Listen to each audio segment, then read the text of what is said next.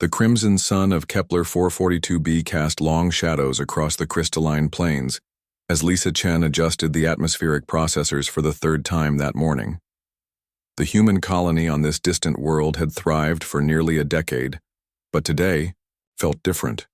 Today the air itself seemed to whisper of endings. "Lisa, you need to see this," William Torres called from the observation deck, his voice tight with concern. She abandoned her work and climbed the metal stairs, finding him staring through the reinforced viewport at the horizon. In the distance, a massive shape moved against the alien sky. The Draconis stellaris, what the colonists had nicknamed star dragons, were magnificent creatures native to this world.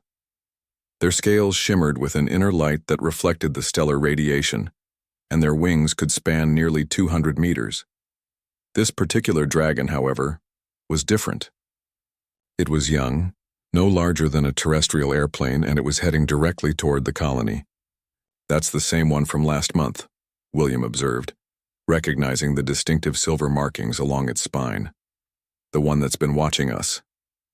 Lisa nodded. The baby dragon had been a curious presence, often seen perched on the distant cliffs observing their daily routines with intelligent amber eyes. Unlike its massive parents who soared through the upper atmosphere, this young one seemed drawn to the humans below. The colony's AI system, Area, chimed softly. "Incoming transmission. From the orbital defense platform. A Zephyrian battle fleet has entered the system. Estimated arrival, 4 hours." William's face paled. The Zephyrians were known throughout the galaxy for their ruthless efficiency in claiming habitable worlds. They showed no mercy to existing inhabitants, alien or human. "How many?" Lisa asked, though she dreaded the answer. 12 heavy cruisers, 47 destroyers, and a planetary bombardment ship," Area responded with mechanical precision. "Current human military assets in system? None. Colonial defense grid? Minimal. Survival probability? Less than 3%. The evacuation alarm began to wail across the settlement. Families rushed from their homes, loading hastily packed belongings into transports. But Lisa knew the mathematics as well as anyone.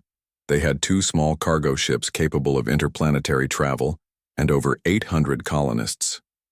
Most would have to stay behind. As she helped coordinate the evacuation efforts, Lisa noticed the baby dragon had landed just outside the colony's perimeter. Its great head swiveled toward the sky, where the first dots of the approaching fleet were becoming visible. "It knows," William said quietly, joining her at the window. "Somehow it understands what's coming." The dragon's behavior over the next hour was unlike anything the xenobiologist had documented. It began to emit a series of complex harmonic frequencies, sounds that resonated through the ground itself. The colony's seismic sensors registered, the vibrations spreading outward in expanding circles traveling far beyond the range of human hearing.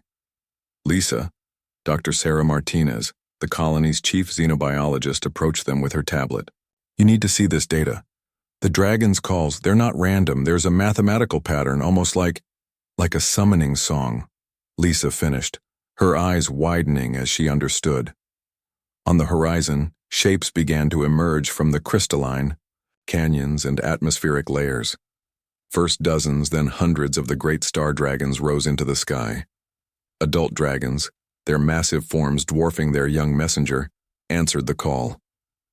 They came from across the continent, their wings creating thunder as they ascended toward the approaching fleet. The baby dragon looked back at the colony one final time. In that moment, Lisa swore she saw something profoundly human in its amber eyes. Determination, sacrifice, and love. "It's going to join them," William whispered. Despite its small size compared to the adults, the young dragon spread its wings and lifted off. It flew not toward safety but directly into the path of the oncoming Zephyrian fleet. The battle that followed lasted only minutes, but it would be remembered for generations. The star dragons, beings of pure stellar energy and ancient wisdom, met the invaders in the void between worlds. Their breath weapons, evolved to process the radiation of their star, proved devastatingly effective against Zephyrian shields. But it was the baby dragon that turned the tide. Too small to inflict significant damage on the massive ships, it instead flew directly into the flagship's main reactor core. The explosion that followed created a chain reaction throughout the fleet.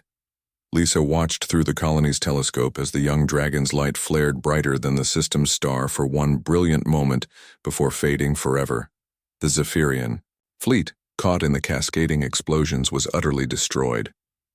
In the aftermath, as the surviving star dragons returned to their aerial realm, the colonists found something extraordinary.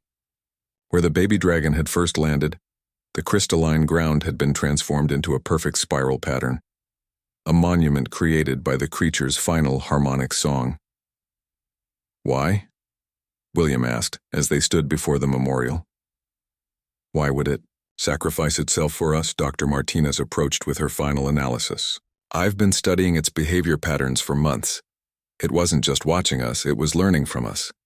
Our capacity for sacrifice, for protecting those we love, even at great cost. It learned what it means to be part of a family. Lisa knelt and placed her hand on the crystalline formation. The surface was warm, pulsing gently with residual energy. Somehow she knew the baby dragon's essence lived on in this place, watching over them as it had in life. The colony would grow and prosper. In the years that followed, children would play around the crystal memorial and their children after them, but they would never forget the young star dragon who looked at a human family and chose to become their protector, proving that love and sacrifice were truly universal languages. In the end, it wasn't humanity's technology or military might that saved them.